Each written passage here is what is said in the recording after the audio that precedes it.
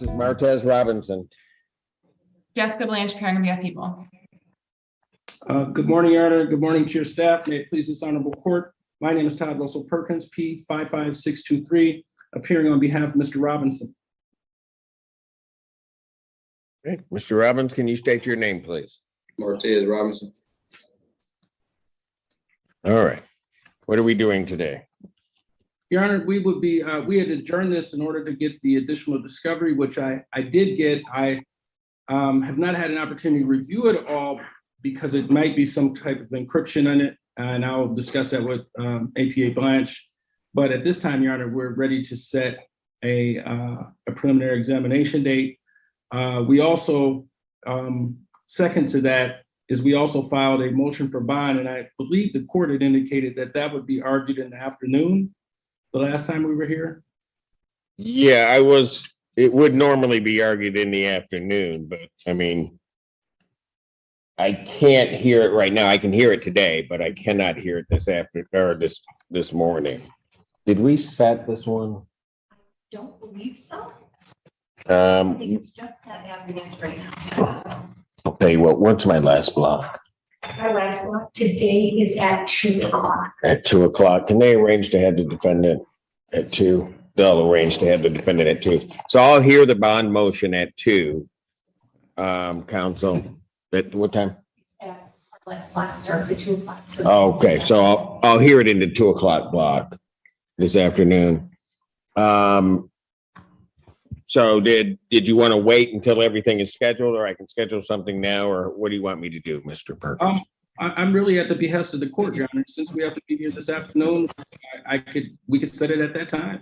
All right. I'll defer to Ms. Blanche as far as the Clock.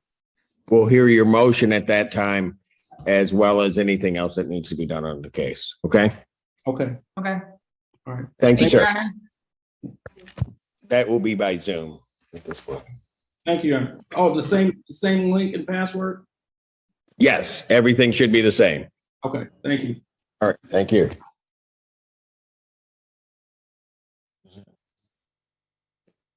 Court does recall the case of the People's State of Michigan versus Martez Robbins.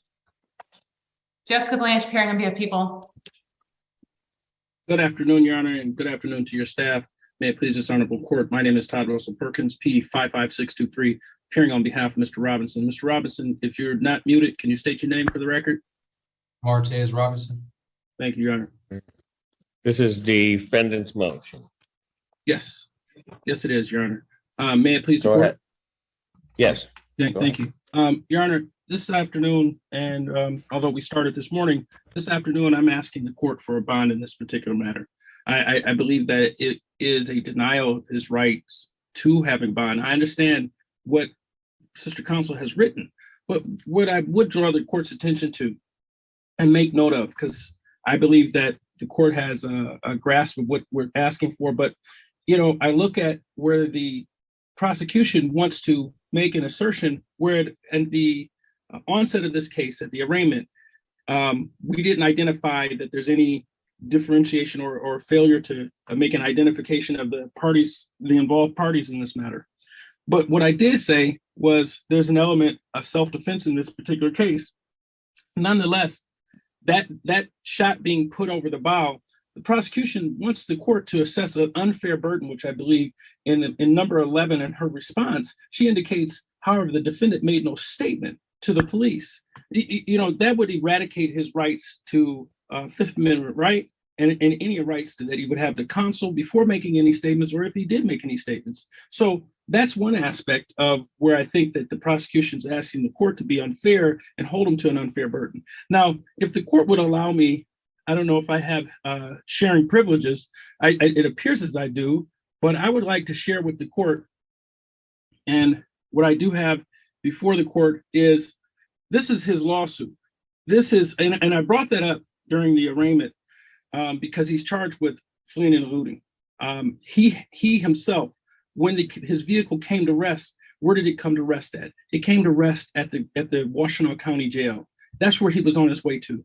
He was on his way, and the entire time while he's there, or I won't say necessarily the entire time, he's on the phone with his mother. So now, to the extent the court would like for me to produce those records, I'll produce them. But again, this is an individual who has a definite fear of the police. Now, the prosecution wants to say the fact that that case from 2015 was dismissed and offered reasons why it's dismissed. I'm showing you why it's dismissed. I'm showing you the federal lawsuit that was filed on his behalf. And I can also offer as an officer of the court that there was a settlement in this case that was somewhere south, a little bit south of $50,000. No, this is the reason why. And to that extent, what they want to draw is some assessment or have some negative assessment towards Mr. Martez Robinson as it relates to that particular action that took place, I think in 2014 or 2015. But this is the result, and this is what happened, and this is what we do have a record of. Whereas that case didn't proceed, that case ultimately was dismissed. This case was dismissed, but it was dismissed as a result of a settlement.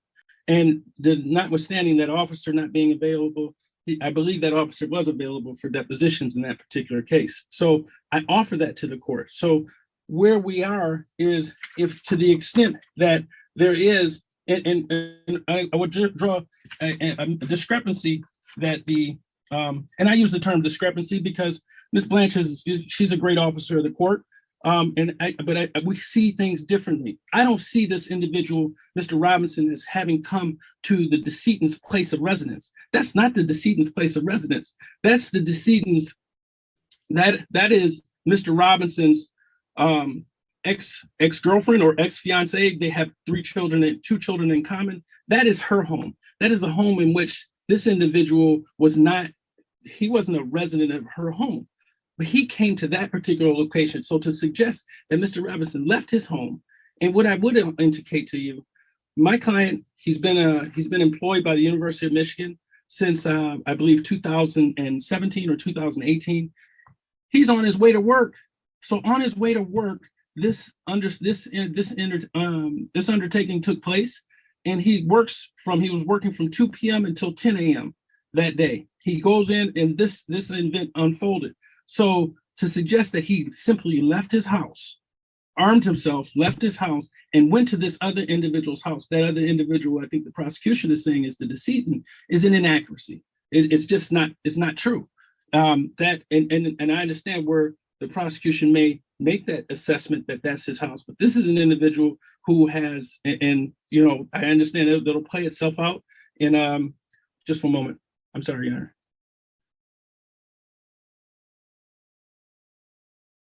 I'm just, and that's a matter that'll play itself out in court, but this is an individual that should be entitled to a bond. I understand this bond, it may be significant, but there's clear, as we say, self-defense, that can't be, as much as there may not be much to go on as far as that is, but as an officer of the court and in telling the court that there's going to be self-defense in this particular case, you know, how much it is, it's the same burden, the same way that we should look at where the prosecution wants to assess that that guilt is evident or the presumption is great. It's not. What we have is a shooting that took place, and that's all we have. And to cast it into something else is the prosecution's quote spin on this. You know, the pejorative term would be spin as it relates to the circumstances that unfolded on that unfaithful morning. But to suggest otherwise and to deny this individual a bond, I believe would be a miscarriage of justice. So I'd ask the court to consider that, and I'll leave save any opportunity for rebuttal. Ms. Blanche. Judge, the only reason why I've made said anything about the defendant not making a statement is because part of the police report, we don't have a statement from the defendant. So obviously I don't know what's in his mind. They've claimed self-defense at arraignment, but there's nothing in the police report that supports some type of self-defense claim. I was asking to deny bond based on the facts that we have in the police report. We have an eyewitness who saw the defendant crouching by a car, said it was like my kids were playing Call of Duty or something. The way he snuck up between the vehicles and he had a gun was right there. He was shouldering a rifle. It was a longer gun. It wasn't like a pistol or a handgun. She said that he crouched over like he was trying to sneak up on them. And the next thing she heard was him say to the victim, "Give her her fucking keys, bitch." When she saw him raise the gun, she ran to the bathroom, called 911, and she hears a gunshot. And then the next thing she sees is the victim laying on the ground and Alicia providing CPR to him. So then he leaves the area, the police come, they see him leaving, they go after him, and he spends 25 minutes on a flee from the police. And they're saying that was because there's a prior, a prior lawsuit from 2013, 2014. And that's why he didn't want to pull over, because he was scared of the police. That was with IPSI. That wasn't with the Washington County Sheriff's Department, but I still get it. It's police. But at the same time, he has had police contact multiple times since 2013, 2014, which didn't lead into any type of flee. In fact, he was pulled over for a traffic offense in Detroit in 2016. In 2018, he was pulled over by IPSI, who he had the police, the suit against for no proof of insurance. He has a 2017 OWI out of Plymouth, where he was pulled over and was possession of a firearm, which he didn't flee. So he didn't flee on any of those incidences. So to make the argument that he fled from the police in this particular incident after he shot somebody because he was scared because of a lawsuit, I believe is disingenuous. He is a flight risk. He shot and killed a human being. We have eyewitnesses who have recounted that. And he is not supposed to be contacting Alicia Chancellor in jail. She's one of our main witnesses. I would ask that to stay in order. And I ask you to deny bond based on the fact that the swear to was done before the judge. She got to read the whole entire police report. She heard arguments from both sides, and she made the determination at the time that the bond should be denied in the case. May I, Your Honor? You may. Thank you. May it please the court. So what prosecution is not telling you is during this circuitous route through the streets of the city of Ypsilanti, Mr. Robinson is going 20 and 25 miles an hour. At some point, he's going 40 miles an hour. He's not fleeing. We forget that he arrives and his car rests. So I guess I have a problem with your argument, because you're telling me that he was headed to basically the sheriff's department because he was scared of police. Mm-hmm. And what about these other stops? Well, I understand. You may sit there and argue about how fast he's going or what he's doing, but what about these other stops from his lawsuit? I mean, that you shared the screen to show me this lawsuit, right? Saying he's scared of police. Now you want to minimize what he was really doing on that day. Why didn't he just pull over? Well, Your Honor, I'm not saying that this is not an emotional event for my client. I'm not saying all those things. I'm talking about the infusion of several different factors that you have there. It's late at night, and but ultimately, we can't escape the fact that where this vehicle came to rest is at the Washington County Jail. That is the story. I understand that he's had these other stops and these other arrests, but we can't forget the emotion that's fitted in here. Furthermore, as it relates to the witness who claims to have seen, that witness is not claiming to have seen what actually transpired. That witness is not claiming to have seen what police discovered is that decedent had a firearm. That decedent, a felon who just got out of prison, or was on, I don't know if he's on parole, but has got out of prison for weaponry, who also has a plethora of information throughout social media, which now under Rule 405 will come in this particular case about his propensity to have firearms or propensity for violence, as he allocutes on his own in his videos and suggestions and rants throughout social media. But more importantly, that individual there was a firearm that was right next to that individual, and understanding that firearm is not declared to have been fired, but there is in this case built in that self-defense element right there in and of itself. So again, the things that are not known today is still, I believe, he should have a bond, and not to mention the fact that this individual, he presents himself today as a father of 2 children, 1 stepchild, working, and he has one prior offense, which is the OWI that prosecutor spoke of. This is an individual that should be entitled to a bond. I think the factors bear itself out. And to the extent that prosecution wants to say, well, he was arrested here, or not arrested, but he was stopped here, he was stopped there, it doesn't merit. It's like comparing apples to oranges. We recognize what just happened. And this individual, through his efforts, is trying to get to the Washtenaw County Jail, which is where he ultimately came to rest. He's not a flight risk. This individual was turning himself over to custody. The fact that he didn't make a statement, he recognized, hey, I have a right not to make a statement. So again, as his counsel, as an officer of the court, we're talking about a self-defense. Anything else? No, Your Honor. All right. The court doesn't believe that the magistrate has in any way abused her discretion in setting this bond that was set in this case, or he or she. I'm not sure which magistrate said it. I think the circumstances, as the court understands the case at this point, is either stated by the defendant or filed in their written pleadings, would lead this court to that same conclusion, that in this instance of a open murder charge under these circumstances, that the defendant's bond should be denied. The court is not at this time going to change that bond. Defendant's motion for bond reduction or change of bond is denied in its entirety. Defendant's bond will remain denied. Thank you. Oh, we have to set a date.